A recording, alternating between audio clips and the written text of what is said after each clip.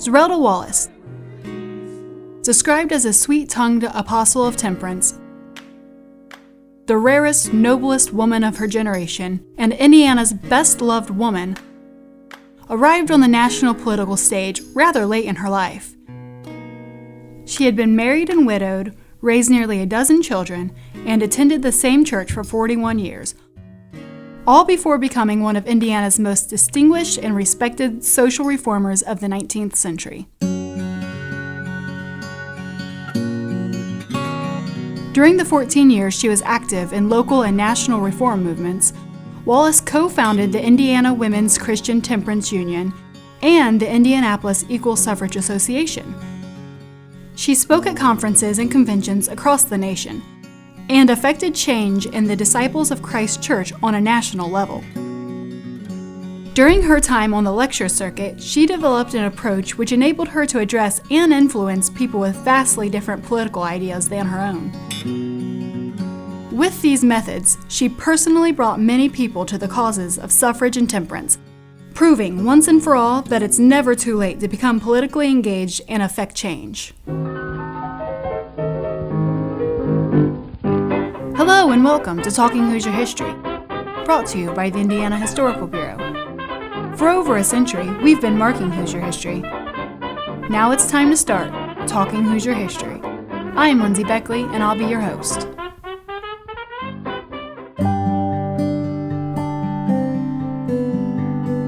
Born Zerelda Gray Sanders on August 6, 1817 in Millersburg, Kentucky, Zerelda was raised in an environment that fostered intelligence and a deep commitment to faith. She attended boarding school in nearby Versailles, Kentucky, before the family moved to the newly established city of Indianapolis in 1830. Her father, John Sanders, was a physician, a profession in high demand in Indiana, as the young state wouldn't have its own medical college for over a decade. Dr. Sanders took his eldest daughter along on some of his more serious cases to act as his nurse. And soon, Zerelda found herself acquainted with prominent citizens of the city who encouraged her to study works by great thinkers such as philosopher John Locke and writer Harriet Martineau. The most important book in the household, though, was always the Bible. The early 19th century was a time of religious revival in the United States. Often referred to as a Second Great Awakening, this religious resurgence reflected the sentiments of Romanticism. It emphasized emotion and feeling over logic and reasoning.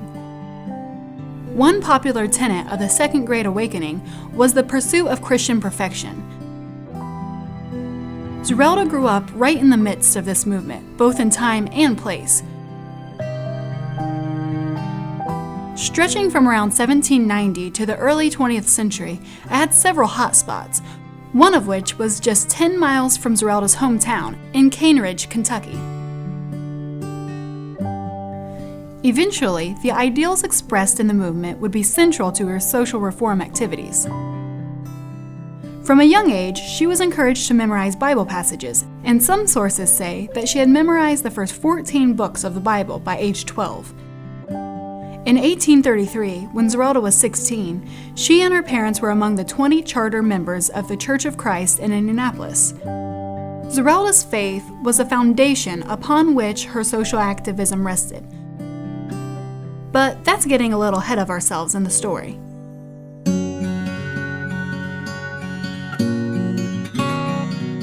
In December 1836, at just 19 years old, Zerelda Sanders married Lieutenant Governor of Indiana, David Wallace, a widower 15 years her senior with 3 children. One of those children would grow up to be the best-selling author of Ben-Hur, General Lew Wallace, who wrote of the first time the 3 boys met their new stepmother. I was inclined to have nothing to do with this mother which our father was giving us. We were not given time enough to wash our hands and to put on clean clothing, which probably had something to do with our ruffled feelings. Our stepmother was then very young, but she seemed to know exactly what to do under the circumstances and just how to talk to us. She showed us infinite gentleness and tact and made us feel that she was interested in us for our own sakes. The next year, David Wallace became the governor of Indiana. He later served a term in the U.S. House of Representatives and as a judge in the Marion County Court of Common Pleas. While not much has been written about this time in Zerelda Wallace's life, it is said that she advised her husband on political issues and reviewed and critiqued his speeches and writings, something which almost certainly helped to hone her rhetoric. Pair that experience with the fact that she glimpsed the inner workings of government at the state and national level during these years, and there's little doubt that this time in her life facilitated her later political activism.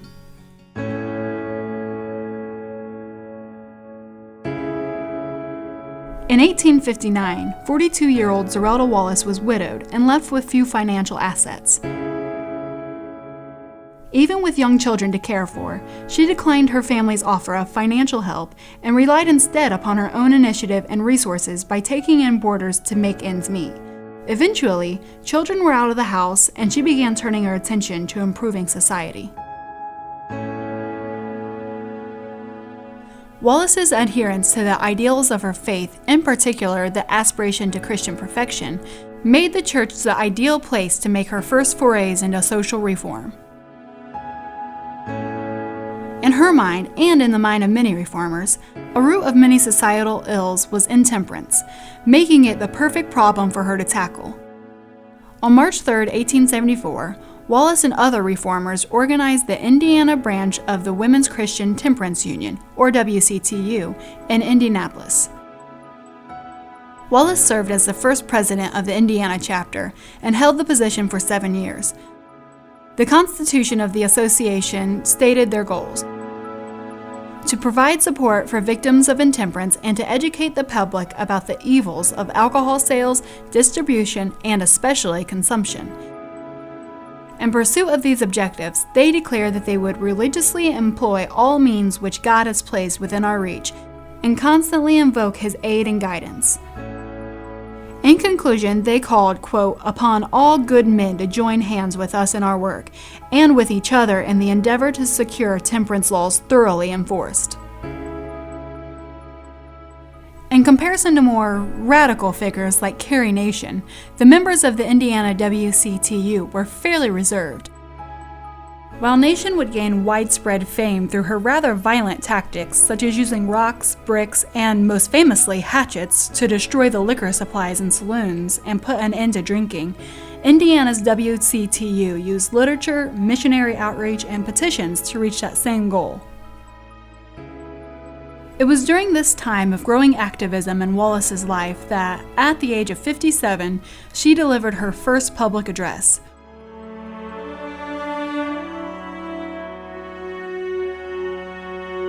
One source claims that, quote, her first attempt to speak in public was a fiasco, when she managed only to choke and then sit down, overcome.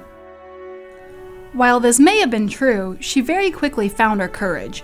After one of her earliest lectures, she said, "The moment I began to speak, all terror left me, and the devotion I felt for my theme gave me an almost superhuman confidence." Almost at once, Wallace became widely known as a powerful and eloquent public speaker. One Washington, D.C. newspaper described her during a speech given at the National Suffrage Convention of 1887. As she stood upon the platform, holding her hearers as in her hand, she looked a veritable queen in Israel, in the personification of womanly dignity and lofty bearing. The line of her argument was irresistible, and her eloquence and pathos perfectly bewildering. Round after round of applause greeted her as she poured out her words with telling effect upon the great congregation before her. Now if to me you'll listen, I'll tell a story sad, how drinking rum and the gambling hell have stole away my dad.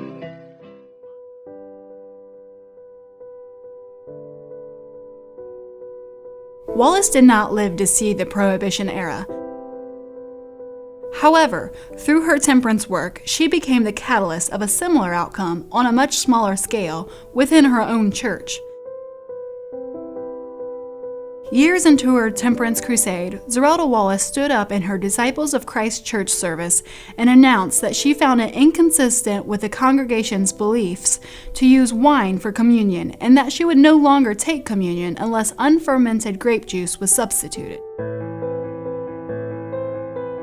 The church council, which Wallace was a member of, met, and it was decided that the Indianapolis church would no longer use fermented wine for communion. In short order, all Disciples of Christ churches in America followed suit. Temperance wasn't the only cause Zerelda Wallace dedicated the later years of her life to. We'll get to Wallace's work in women's suffrage after we take a quick break. We're always looking for ways to learn, improve, and grow here at Talking Hoosier History. If you'd like to help us in that goal, please consider taking our online survey.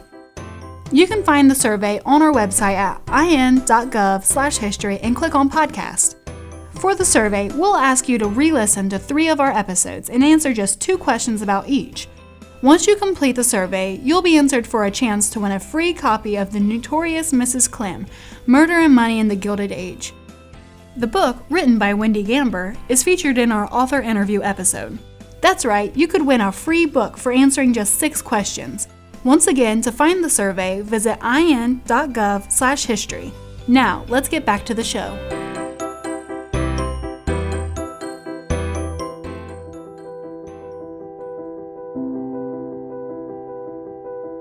When first reading about Zerelda Wallace, one thing that really stuck in my mind was her dramatic transformation from temperance worker to suffragist. This conversion story, as it's called in some sources, depicts the one moment when she shifted from a temperance leader to a suffrage leader. In doing more research on her life, I've found that it wasn't so much of a conversion. That word implies that she left one cause behind when she took up the next. In reality, her suffrage work developed out of her temperance work, just as her temperance work developed out of her faith. Nevertheless, suffragists discuss this watershed moment in Wallace's political involvement, even many years after her death. Her Great Awakening, as some have called it, took place in 1875 in the Indiana State House. Wallace and other Indiana WCTU leaders presented a petition signed by 10,000 women from around the state. Wallace took the floor and delivered what was, by many accounts, a very persuasive and moving argument for temperance. She was met with open contempt and derision from the senators. One senator rose and declared that her petition, quote, might as well have been signed by 10,000 mice.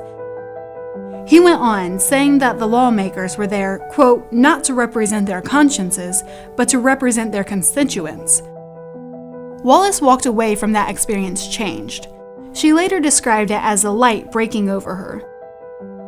Why wasn't she a constituent? She was an adult citizen of Indiana. She was affected by the laws these men were making. So why did she not have the right to influence those laws? She later summed up these thoughts beautifully.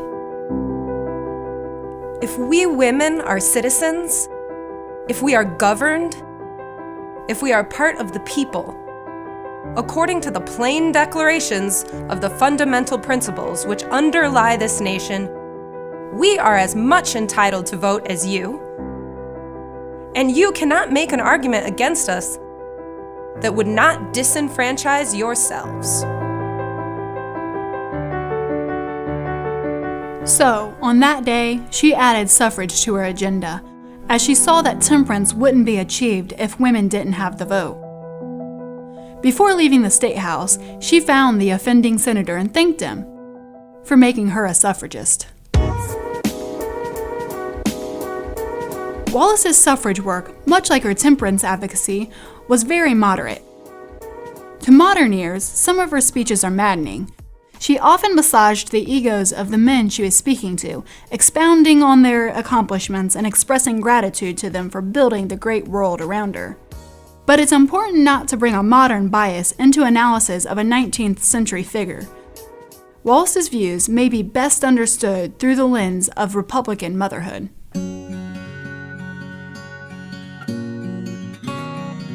Republican motherhood is a term used by historians to describe ideas that go back to 18th century philosophers, including John Locke, whose work, as previously mentioned, Wallace was familiar with.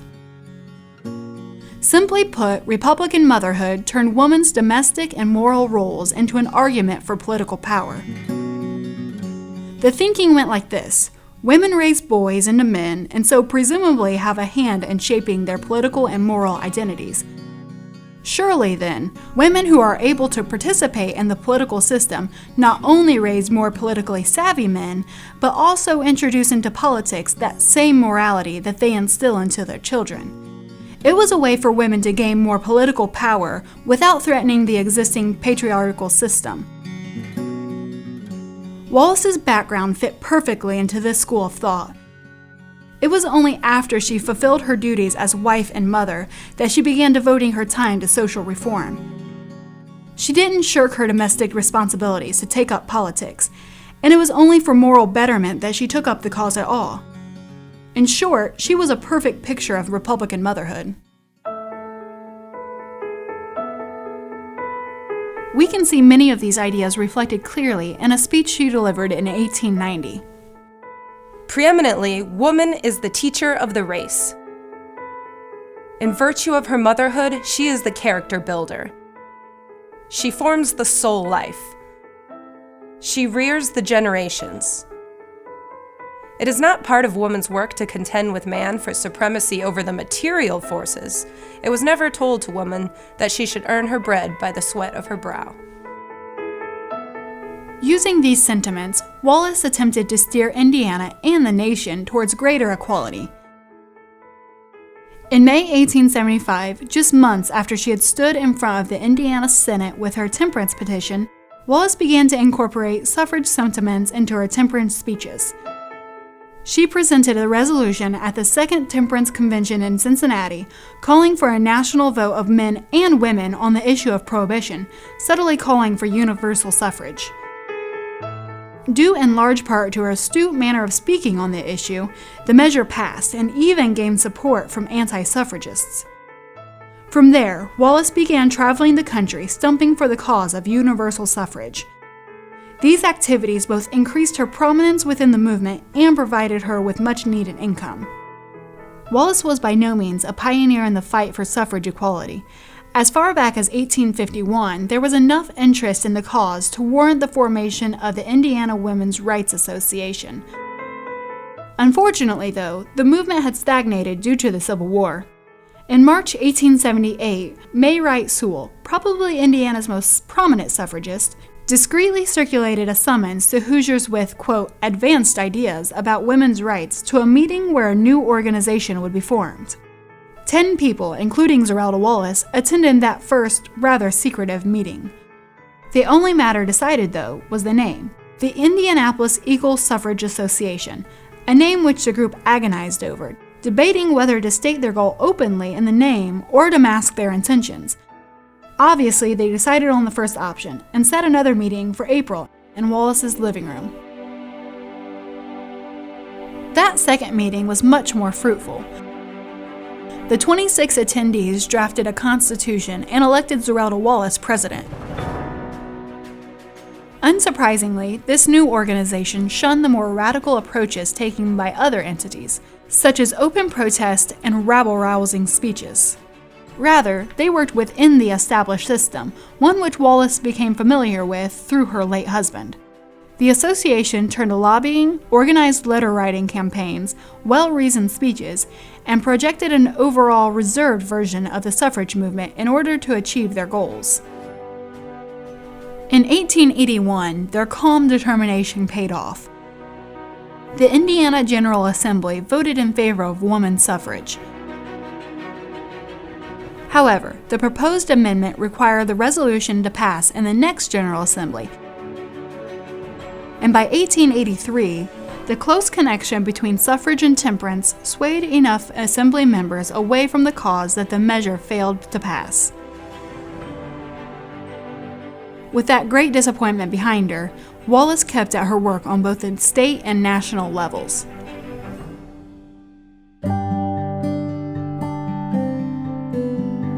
In the late 1880s, the national suffrage movement was split over ideology.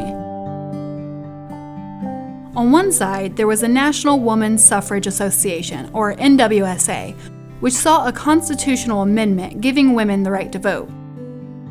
The NWSA also campaigned for other issues not directly related to suffrage.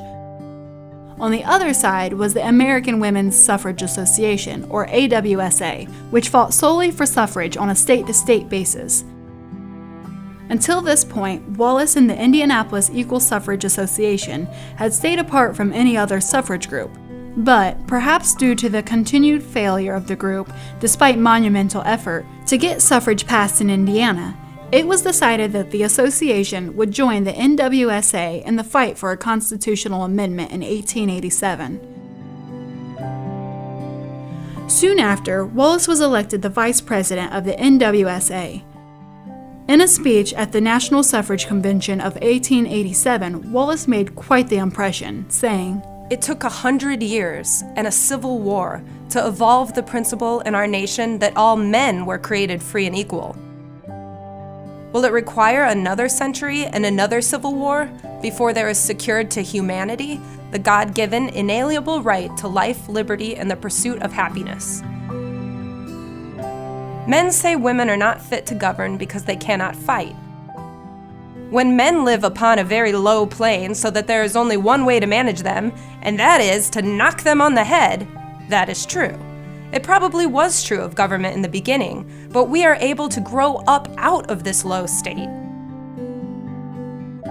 I have nothing but pity for that woman who can fold her hands and say she has all the rights she wants." Wallace continued to travel the U.S., speaking in favor of universal suffrage until she was forced to retire to her daughter's home in Cloverdale in Putnam County after collapsing on stage in 1888. Unfortunately, Wallace didn't live long enough to see the actualization of the two causes she had dedicated her life to, as she died on March 19, 1901. On January 1, 1920, the United States of America went dry after the passage of the 18th Amendment. Less than a year later, on November 2, 1920, the first presidential election in which all Americans, regardless of gender, could legally vote was held.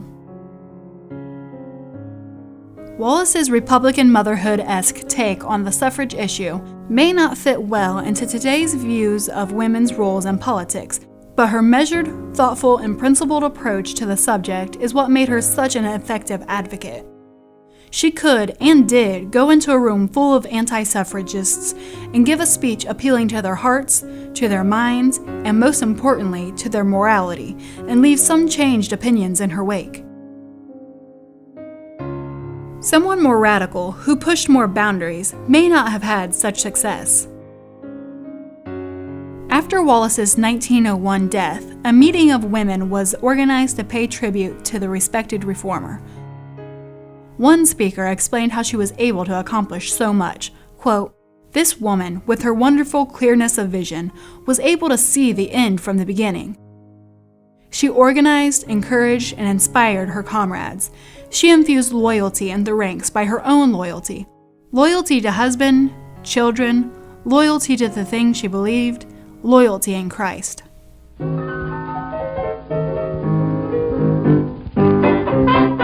Once again, I'm Lindsay Beckley, and this has been Talking Hoosier History. As always, thanks to Jill Weiss, our sound engineer extraordinaire. And in this episode, she had her voice acting debut as Zerelda Wallace. And thanks to Justin Clark, the voice of all newspapers here on the podcast.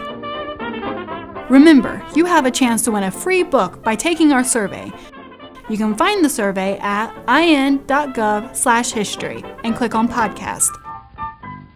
Stay connected by liking us on Facebook or following us at @TalkHoosierHist.